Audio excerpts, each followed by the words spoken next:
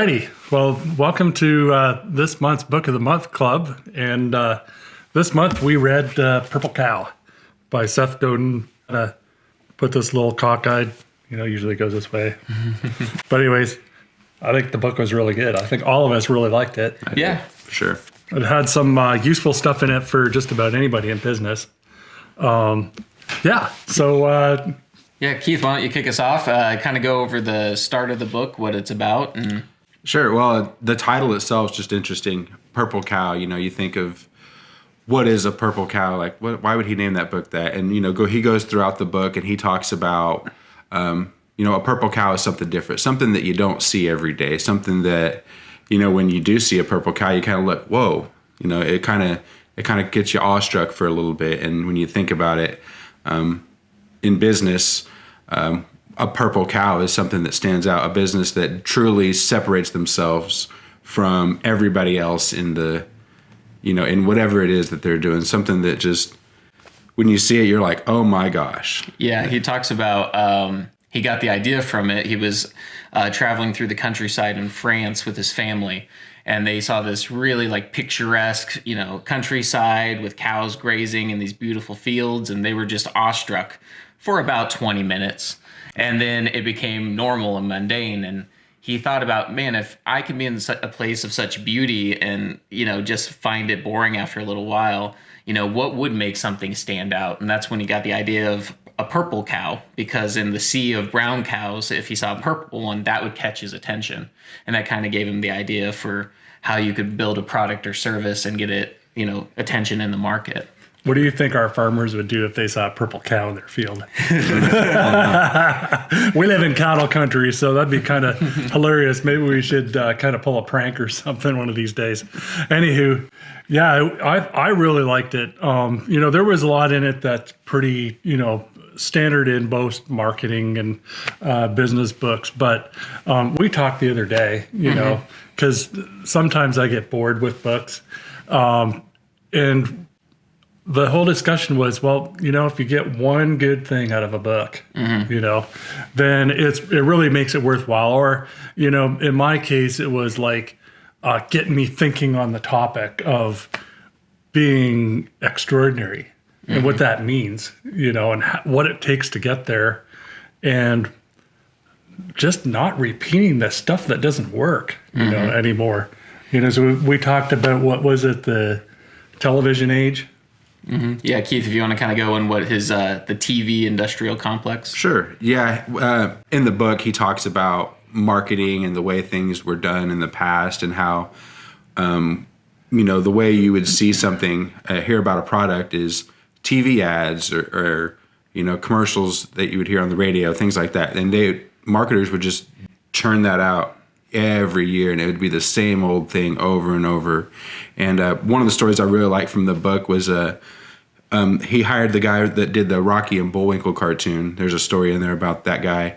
And Quaker Oats actually hired this guy to make a commercial for them for their cereal Cap'n Crunch. And he made the commercial before they even made the cereal. And so I think the idea was to get people to recognize and stand out on the product before it was even made. And so the commercial, sold it to kids and everybody all over. And then when the cereal came out, everybody was buying it. And that was probably the glory days of the TV industrial complex. And, over time, things have changed, technology's changed. Not a lot of people watch commercials and things anymore. And so what you have to do now, you have to think outside the box. You can't just use TV commercials to make a product stand out. You have to, find some other way, find some other alternative. Yeah, and one thing that he goes into that I really like is, building a product that, stands out for a very specific set of people, and looking for early adopters. He refers to them as sneezers, because they're the early adopters who are willing to share with everybody. And he goes in this concept of an idea virus, something that, your product can give an idea that's shareable and will then infiltrate the rest of the market space, which is really nice. And then, when you find those sneezers, they'll have a very strong passion for something. And those are the people you really want to target. He talks about otaku, which is being extremely passionate about a specific subject. He refers to, if you go to like a Comic-Con, those people who are in cosplay, and, are loving specific. Friends of yours? Yeah. They love specific TV shows, games, comics, very passionate about it. Those people, are the perfect target if you're building something in that industry. And every industry really has that, and it might sound, you might not think it, but if you can discover those people in your specific product or service set, those are the ones who you specifically want to go after.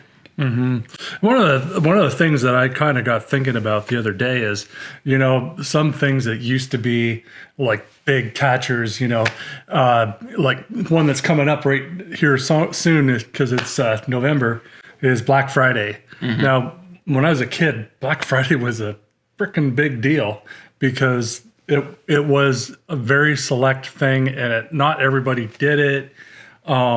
And now everybody does it. Everybody has that famous doorbusters word in their ad, So, as humans, we're just programmed to just like shut off, They might as well just save their money on their ads because who cares about Black Friday anymore? Now it's like Black Friday month, come on now. Yeah. So let's kind of wrap this up a bit. If you want to talk about, what was the key thing we each got from the book, our big takeaway, and then we can close up. Sure. One of the big things was, being a purple cow, being remarkable, trying to, stand out from your industry. What can you do to separate yourself from the pack, whether it's, clever marketing schemes or, just finding somebody that will, boast and brag about your product, something that you want to do something or make something that just blows the socks off of everybody. And being remarkable was a pretty key feature of the book that I really liked. Greg? I think the one section that I, kind of really spoke to me is that, you can have all these clever marketing schemes and the like, but you have to start with being really good at your craft. Mm-hmm. And then taking, whatever you're doing in your business and trying to become a better company, because being a better company and getting those sneezers on board is really the way to go these days. The mass media, you're just throwing money away. Yeah. Yeah. My big takeaway was really, the effort that is required to really think and use your critical thinking skills on what your product really does and who it's for. And then just blowing their minds, because they're never going to share something that's just decent or slightly good. They're going to share what is exceptional, what is remarkable. Mm-hmm. And then the other part of that is if looking at your market and not being a follower, because if someone's already doing it and they're the leader in the space, it's because they did something remarkable and that remarkable thing has been taken. And so you need to either innovate in your space and blow them out of the water, make them look mundane, or you're never going to be a long-term success. You might just have a short-term ride. Yeah, be the one that people want to copy versus copying everybody else. Exactly. Yep. Yep. Well, thank you so much for tuning in. Once again, this was The Purple Cow by Seth Godin. We highly recommend picking up a copy and telling us what you think about it. Like and subscribe. Thanks.